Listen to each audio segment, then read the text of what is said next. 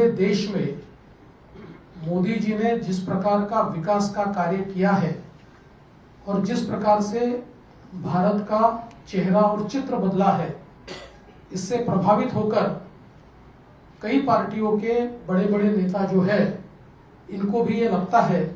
कि देश की इस विकास की राह में हम भी मोदी जी के साथ अपना योगदान दें। और इसी के चलते कई कद्दावर नेता भारतीय जनता पार्टी में आ रहे हैं और महाराष्ट्र में हमारे लिए बहुत सौभाग्य की बात है कि अशोकराव चव्हाण जी जैसे एक कद्दावर नेता ने भारतीय जनता पार्टी में प्रवेश किया है। और जब हमारी उनसे चर्चा हुई उस समय उन्होंने बहुत स्पष्ट रूप से कहा कि मैं बड़े से बड़े पद पर रहा हूं, इसलिए मेरे लिए पद कोई मायने नहीं रखता, मैं देश की मुख्य धारा में मोदी जी के साथ योगदान देना चाहता हूं और इसलिए भारतीय जनता पार्टी में मैं प्रवेश कर रहा हूं।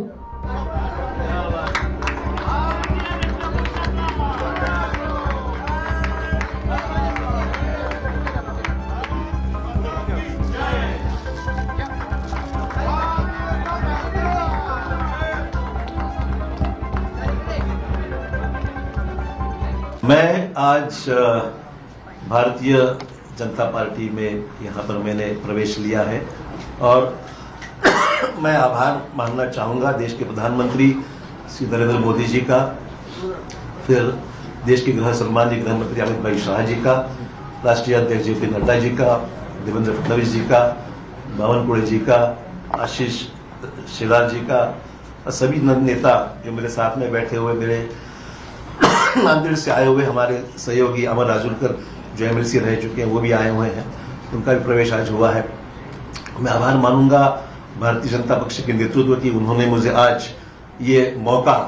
भारतीय जनता पार्टी में आने न्योता दिया और काम करने की यहाँ पर मुझे यहाँ पर संधि दी है, एक मौका दिया है, उसलिए मैं उनका दिल से शुक्रिया अदा करता हूँ। सार्वजनिक जीवन में काम करते हुए एक पॉजिटिव एटीट्यूड लेके, डेवलपमेंटल एटीट्यूड लेके आने वाले समय में काम करने की भूमिका मेरी है, पहले भी रह चुकी है और आज भी मैं जो आया हूँ इस नए क्षेत्र में नई शुरुआत जब कर रहा हूँ